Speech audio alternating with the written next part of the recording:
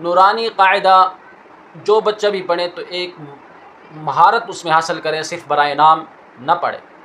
تو اگر اساتذہ کرام اس کورس میں سے بھرپور اگر استفادہ حاصل کر رہے ہیں تو امید ہے کہ وہ انشاءاللہ ضرور جو ہے نا ہمیں دعاؤں میں یاد رکھتے ہوں گے۔ حروف جب مفرد ہوتے ہیں اس کی کیا شکل ہوتی ہیں، جب حرف مرکب ہوتے ہیں اس کی کیا شکل ہوتی ہیں، جب وہ حروف مقطعات میں سے ہوتے ہیں تو اس کی کیا شکل ہوتی ہے۔ بسم اللہ الرحمن الرحیم تبارك الذي نزل الفرقان على عبده ليكون للعالمين نذيرا الحمد للہ رب العالمین والصلاة والسلام على سید الانبیاء والمرسلین، اما بعد فاعوذ باللہ من الشیطان الرجیم، بسم اللہ الرحمن الرحیم۔ محترم سامعین، السلام علیکم ورحمۃ اللہ وبرکاتہ۔ آپ کا بھائی قاری محمد محمود حسن آپ کو اپنے چینل پر خوش آمدید کہتا ہے۔ آج انشاءاللہ ہم نورانی قاعدہ کورس کی چوتھی کلاس کا آغاز کریں گے، جو کہ بہت ہی دلچسپ ہیں، اور ہم آج نورانی قاعدہ کی تختی نمبر 1 سے اپنے سبق کا آغاز کریں گے۔ محترم سامعین، جیسا کہ آپ کو معلوم ہے کہ آپ کو پچھلے اسباق میں ہم نے بتایا کہ ہم نے نورانی قاعدہ کو 6 حصوں میں تقسیم کیا ہے، اور ان میں سب سے جو پہلا حصہ تھا وہ تھا حروف کا تعارف، کہ حروف کا تعارف کیا ہے۔ حروف کے تعارف میں جو ہے 3 تختیاں ہیں۔ پہلا حصہ حروف کا تعارف ہے نورانی قاعدہ کا، اس میں ٹوٹل 3 تختیاں ہیں، اور پہلی تختی مفردات کی ہیں، دوسری تختی مرکبات کی ہیں، اور تیسری تختی مقطعات کی ہے۔ اور ہم نے آپ کو یہ بھی بتایا تھا نورانی قاعدہ کی ترتیب میں کہ نورانی قاعدہ میں کی ترتیب یہی ہے کہ پہلے یہ سبق ہوتے ہیں اور اس کے بعد اس کی مشق ہوتی ہے۔ تو تختی نمبر 1 مفردات یہ سبق ہیں، اور تختی نمبر 2 مرکبات، اور تختی نمبر 3 مقطعات یہ مشق ہیں۔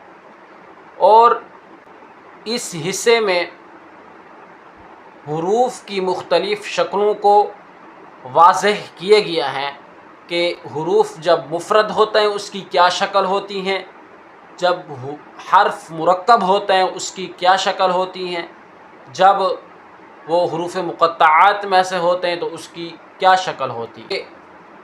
نورانی قاعدہ جو بچہ بھی پڑھے تو ایک مہارت اس میں حاصل کرے، صرف برائے نام نہ پڑھے۔ تو اگر اساتذہ کرام اس کورس میں سے بھرپور اگر استفادہ حاصل کر رہے ہیں تو امید ہے کہ وہ انشاءاللہ، تاکہ بچے کو زیادہ سے زیادہ حروف کی پہچان ہو جائے اگر وہ اس حصے میں مہارت حاصل کر لیتا ہے۔ نورانی قاعدہ جو بچہ بھی پڑھے تو ایک مہارت اس میں حاصل کرے، صرف برائے نام نہ پڑھے۔ تو اگر اساتذہ کرام اس کورس میں سے بھرپور اگر استفادہ حاصل کر رہے ہیں تو امید ہے کہ وہ انشاءاللہ ضرور جو ہے نا ہمیں دعاؤں میں یاد رکھتے ہوں گے۔ تختی نمبر 1 پڑھانے کے 5 طریقے ہیں، اور ان سب 5 طریقوں کا مقصد یہ ہے کہ حروف کا تعارف زیادہ سے زیادہ ہو جائے۔ یہاں پر ایک اور بات بھی آپ ذہن نشین کر لیں کہ یہ تختی نمبر 1، تختی نمبر 2، تختی نمبر 3، یہ تختیاں یہاں پر کیوں ہیں؟ ہونا تو یہ چاہیے تھا نا کہ سبق نمبر 1، سبق نمبر 2، سبق نمبر 3، تو تختیاں کیوں ہیں؟ تو اس کی یہ ہے کہ پہلے جیسے آپ کو بتایا کہ حضرت مولانا نور محمد حقانی رحمۃ اللہ علیہ جب پڑھانے جاتے تو وہ تختیوں پر لکھواتے اور ان کو پڑھاتے تھے تختیوں پر۔ تو اس لیے اس وقت سے ابھی تک اس کا نام تختیاں چلا آ رہا ہے، تو اس لیے ان کا نام تختی پڑ گیا ہے۔ جس طرح نور محمد حقانی صاحب رحمۃ اللہ علیہ نے قاعدہ نہیں لکھا لیکن ان کے نام سے نورانی قاعدہ ہو گیا، تو اس لیے اس وقت جب وہ تختیوں پر لکھ کر پڑھاتے تھے تو اس وجہ سے اس کا نام بھی تختی پڑ گیا ہے۔ تو محترم سامعین، پہلی تختی مفردات کی ہے۔ اس کے پڑھانے کے 5 طریقے ہیں۔ طریقہ نمبر 1 سادہ، کہ سادہ کیسے پڑھائیں گے، آگے چل کر ہر طریقے کی انشاءاللہ میں وضاحت پیش کروں گا۔ دوسرا طریقہ ہے مد کے ساتھ کیسے پڑھائیں گے۔ تیسرا طریقہ نقطے کے ساتھ کیسے ان کو پڑھائیں گے۔ چوتھا طریقہ خلاف ترتیب، اور 5واں طریقہ اجرا۔ تو ان 5 طریقوں کو ہم خود بھی انشاءاللہ پڑھ کے آپ کے سامنے بیان کریں گے اور مکمل ان کی وضاحت کریں گے۔ نقطہ کا پس منظر، یہ کون سی ترتیب، یعنی ایک ایک چیز انشاءاللہ آپ کو بتائیں گے تاکہ آپ کو زیادہ سے زیادہ فائدہ حاصل ہو۔ تو میری کوشش یہ ہوتی ہے کہ مختصر سے مختصر سبق ہو اور اس میں مختصر ہو اور جامع ہو، اور انشاءاللہ یہ جو ہے 5 طریقے جو آپ کو بتائے ہیں یہ آپ کے سامنے الگ الگ میں پیش کروں گا۔